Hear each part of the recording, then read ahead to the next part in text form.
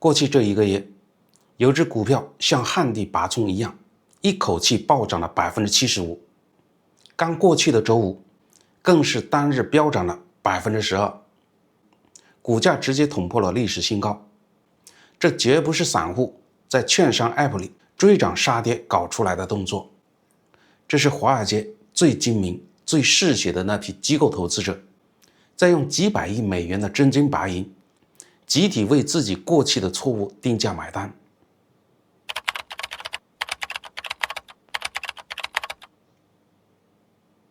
你去翻翻最近的 SEC 披露文件， Venture 的底倉數據明晃晃地擺在那裡。最近一個季度，頂級共同基金和被動指數巨頭幹了一件相當反常的事，他們瘋狂建倉，倉底邊際淨流入超過了40億美元。與此同時，這些公司的管理層更狠，直接在財報公告裡砸出了高達100億美元級別的巨額股票回購計劃。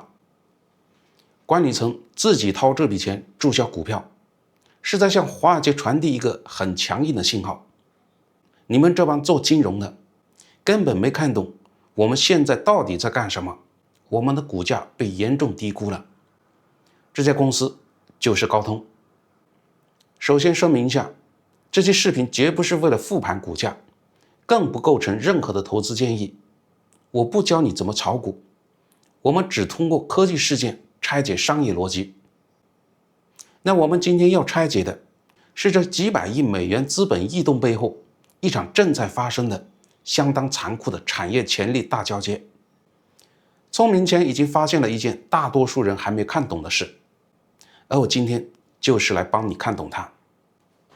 去年10月，我們聊到過高通收購一家以色列的車聯網公司的時候，我說高通正面臨着巨大的轉型壓力，全球智能手機市场飽和，蘋果還在加速自研基帶。7個月後，市場用 70% 的漲幅給出了答案。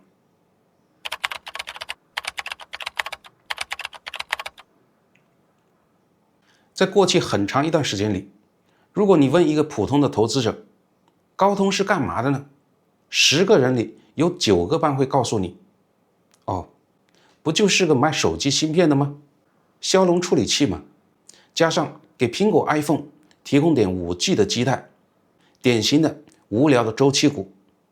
只要全球智能手機賣不動，高通的股價就得跟着跌。但現在，如果你還用這種賣手機芯片的老黃歷去看高通，你將錯過 AI 下半場最大的一場資本蓄勢轉移。先來看一張讓人頭皮發麻的跨界全家福。微軟傾盡全力打造的下一代 Surface AI PC 用的是高通的芯片。Meta 賣的最火的 Ray-Ban 智能眼鏡用的是高通的芯片。全球第4大车企 Stellantis 旗下擁有瑪莎拉蒂和 Jeep， 他們下一代汽車的數字大腦用的還是高通的芯片。這些名字看起來毫不關聯，但把它們拼在一起，你會發現一個相當可怕的共同點：這些原本在各自賽道裡稱王稱霸的巨頭，現在都在拼了老命幹同一件事，把 AI 從遠在天邊的雲端服務器搬到你手邊的設備裡。而他們跨越 PC、眼鏡、汽車這3大截然不同的物理終端，用了底層算力底座，全部都來自同一家公司。高通正在以一種相當隱秘但又相当霸道的方式席捲所有帶電的設備。華爾街砸出這幾百億美金，買的絕對不是高通明年能多賣幾千萬片手機芯片，他們是看到了財報字裡行間那2台已經開始瘋狂印鈔的新引擎。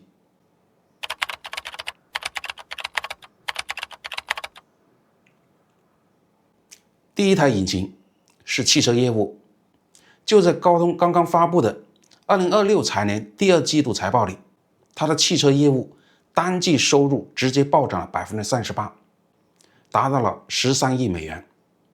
把這個數字折算成年化運行速率，高通在汽車賽道上已經是一個年收入突破50億美元的超級巨頭了。很多人對這個數據沒概念，覺得38%的增長，不就是因為現在的電車賣得好，大家多進了點貨嗎？沒那麼簡單。高通高管在電話會議裡用一個相當精準也相當可怕的金融詞彙來定義這筆錢：結構性複利。什麼叫結構性複利呢？說白了，以前高通做汽車生意就是個邊緣供應商，頂多給你的汽車中控屏賣一塊芯片，讓你聽個歌導個航，相當於賣你一台高端的收音機。但現在不一樣了，高通搞出了一個叫驍龍數字底盤的全家桶，现代智能汽車的中控屏、5G 和 WiFi 车联網通信、ADAS 自動駕駛視覺處理，高通把這3件事打包一起賣。以前一輛車只能賺一次錢，現在連同汽車的小腦和視覺神經打包全賣，同一輛車高通要賺3次錢。這就是單車硅含量的指數級躍升，而且這絕對不是停留在 PPT 裡的概念。就在最近， Stellantis 正式在投資者日上宣布，要在2027年量產一個全新的全局模塊化架構，把高通的驍龍數字底盤與整車的中央控制大腦深度綁定。從智能座艙到 L2 加自動駕駛，全系標配高通算力底座。這標誌着高通要從一個屏幕供應商躍升為掌控全球汽車工業數字神經中樞的底層生態主導者。這筆賬算下來，高通汽車業務的成長空間還相當充裕。如果說汽車業務是一台看得見的印鈔機，那麼高通的第2台新引擎就是一把直接捅進英偉達和博通利潤腹地的尖刀。數據中心定制芯片，就在最近的摩根大通科技大會上，高通高管公開確認了一件事：今年年底，高通正式向一家大型的超算雲服務商發貨定制 AI 加速芯片。這句話的含金量有多高呢？過去這大半年，整個硅谷的雲計算巨頭都被英偉達那高昂的 GPU 折磨得死去活來，算力太貴，功耗太高。以前幫雲廠商做定制芯片的活，基本都是被博通和 Marvell 壟斷了。高通憑借極強的低功耗架構能力，硬生生地撕開了一個口子，拿到了這張暴利的雲端算力牌桌入場券。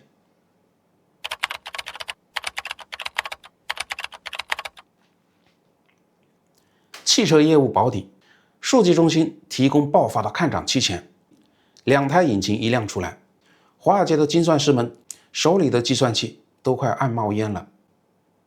但你想想看，如果只是這2台引擎，高通頂多算是一個多元化轉型成功的優秀供應商。真正讓所有科技巨頭感到如芒在背，讓華爾街毫不猶豫地給出20倍以上估值溢價的，是高通在邊緣 AI 這個領域裡挖出了一條深不見底的護城河。這才是這期視頻最關鍵也最耐人尋味的部分。當 AI 離開數據中心進入物理世界，為什麼所有的巨頭都繞不開高通呢？為什麼偏偏是高通拿到了這把收稅的鑰匙，而不是如日中天的英偉達或者到處結盟的聯發科呢？要看透這個底層邏輯，我們得先搞明白一件事：端側 AI， 也就是跑在你手機、PC 和眼鏡裡的 AI， 它拼的到底是什麼呢？很多沒技術背景的投資者容易陷入一個誤區，覺得搞 AI 就是拼誰的算力大。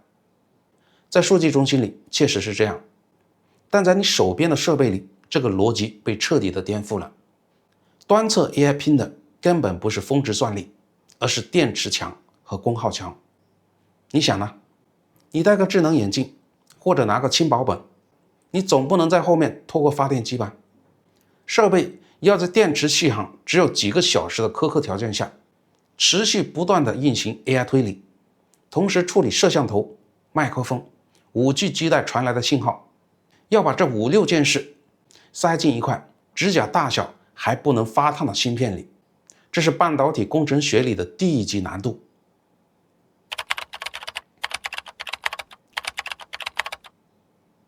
在這條路上，英偉達的路線是什麼呢？是暴力算力，是大力出奇蹟。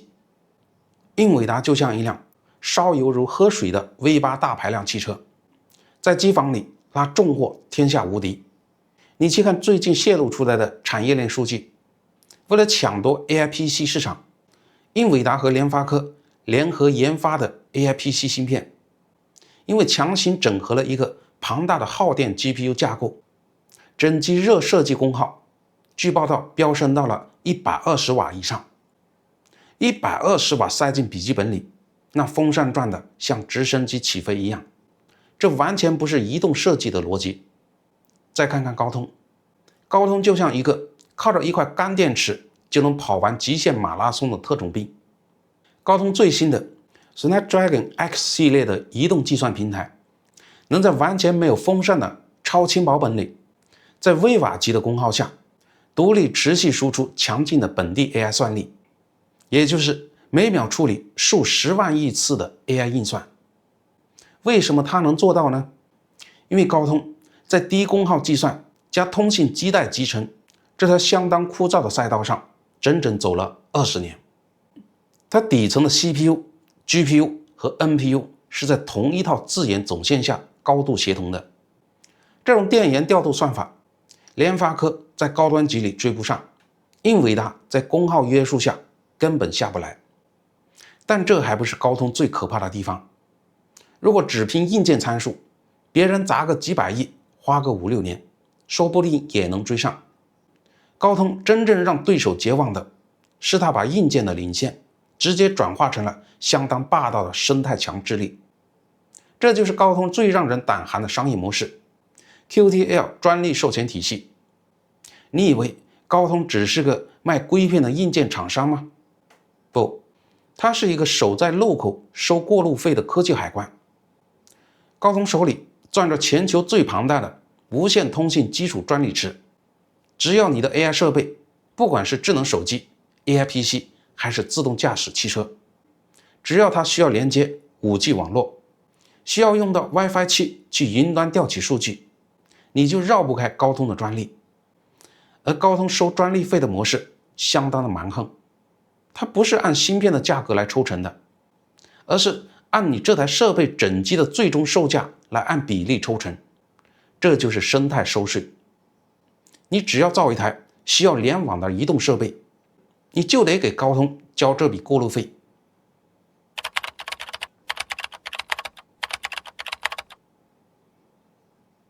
蘋果當年為了這個整機抽成模式，跟高通打了近5年的官司，最後還是乖乖的低頭交錢。因為在低功耗加全连接這條賽道上，高通是開放市場裡唯一的發牌人。你去看 Counterpoint Research 的最新調研數據，在整個 XR 和智能眼鏡市場，高通的芯片市占率已經超過了 90%。 Meta 賣的最火的 Ray-Ban 智能眼鏡，電池只有150多毫安時，為什麼還能跑得動 AI 大模型實時翻譯呢？全靠高通相當變態的微瓦级電源調度算法。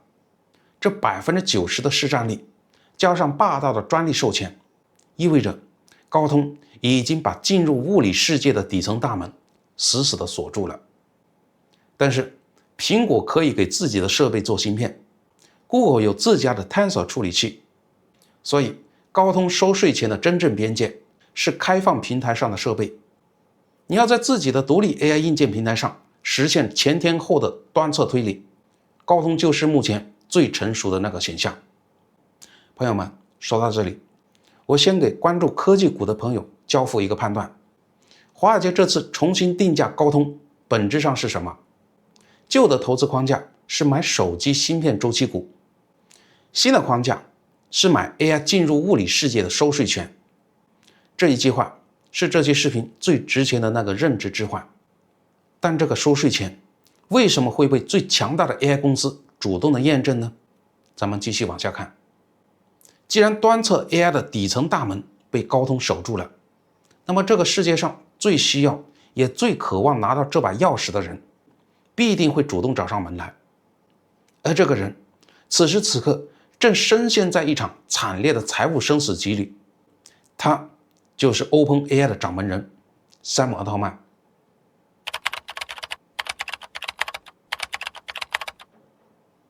你可能觉得奇怪， OpenAI 不是当今硅谷最风光的当红炸子鸡吗？怎麼就生死局了呢？這就不得不提最近洩露出來的一份相當可怕的財務數據。根據 The Information 拿到的 OpenAI 2026年第一季度的內部財報， OpenAI 這個季度的營收確實相當猛，達到了57億美元。但是你往下看它的利潤表，它的非公認會計準則營業利潤率竟然是負的100%以上。這是什麼概念呢？這意味着 OpenAI 每賺1塊錢的真金白銀，在運營上還要額外倒貼進去超過1塊錢。如果按照這個比例推算，一個季度的實際運營虧損逼近了70億美元。這是一個足以吞噬一切的財務黑洞。為什麼會虧得這麼慘呢？因為在 AI 的上半場，有一個相當殘酷的隱形前提， AI 是住在雲端數據中心裡的。微軟當年和 OpenAI 投錢的時候，簽下了一份價值2500億美元的雲服務排他性協議。說白了，奧特曼每調用一次雲端算力，就是在給微軟交一次高昂的算力過路費。用的算力越多，虧的就越多，微軟抽血就抽得越狠。如果不把這根吸血管拔掉， OpenAI 的現金流就會徹底的斷裂。奧特曼是個相當聰明的狠角色，為了活命，他先是強行拉來了亞馬遜 AWS 和 Google 雲搞多雲分流，以微軟在今年4月份重簽了合作協議，給收入分成設定了上限。但這還不夠，只要 AI 的戰場還在雲端，他就永遠是一個給雲廠商打工的高級佃農。同時，即便是做了最強的 AI， 還有另一根繩子捆住它，那就是蘋果。不管 OpenAI 的 App 做得多強，寄生在 iOS 裡就得交30%的蘋果稅。蘋果隨時可以收緊底層接口的權限。要徹底翻盤，奧特曼必須同時解開這2根繩子。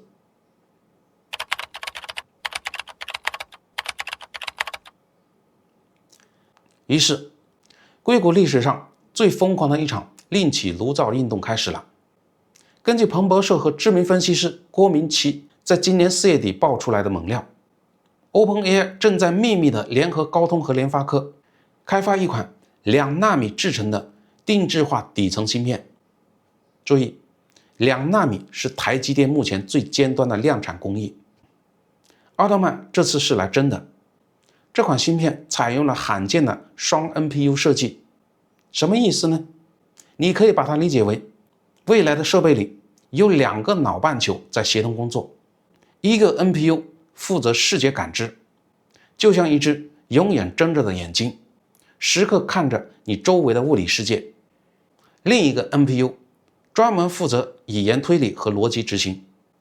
2個腦半球分工合作，讓 AI 隨時隨地的感知和響應。為了把這個設想變成現實， OpenAI 在今年5月砸下了65億美元的天價，強行簽資併購了一家叫 IO 的硬件初創公司。這家公司的初創人是 Johnny Ive， 前蘋果首席設計官，那個和喬布斯一起打造了 iPhone 和 iPad 的靈魂人物。幾十個蘋果最頂尖的硬件工程師和供應鏈專家集體轉投了 OpenAI 的麾下。你想想看，花65億美金買一個硬件團隊，聯合高通這種底層霸主定制雙 NPU 的芯片，奧特曼布這麼大一個局，難道只是為了在手機紅海裡賣幾部手機賺個差價嗎？絕對不是。他的終極野心是要打造一個完全屬於 OpenAI 的獨立硬件層和操作系統。在這個平台上，沒有滿屏的 App 網絡圖標，沒有蘋果 App Store 的抽成，只有一個擁有系統最高控制權限的 AI 智能體，時刻感知你的生活，替你執行所有跨應用的複雜任務。微軟的過路費繞過去了，蘋果的抽成也繞過去了。而在這個宏大的奇蹟裡，高通就是那個默默站在路口，給奧特曼遞上低功耗端側算力鑰匙的人。高通根本不在乎微軟和 OpenAI 打得多兇，也不在乎蘋果的護城河會不會被擊穿。只要 AI 開始大規模的進入物理世界，不管最後誰贏，高通都是那個旱澇保收的賣產人。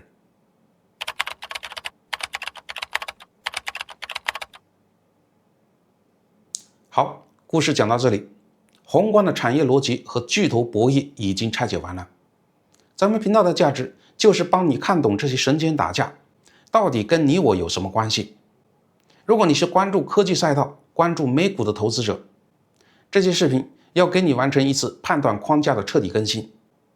在 AI 投資的上半場，市場的邏輯相当簡單粗暴，買 AI 就是買擁有最多雲端 GPU 的公司，也就是無腦買英偉達，算力稀缺，英偉達就印鈔。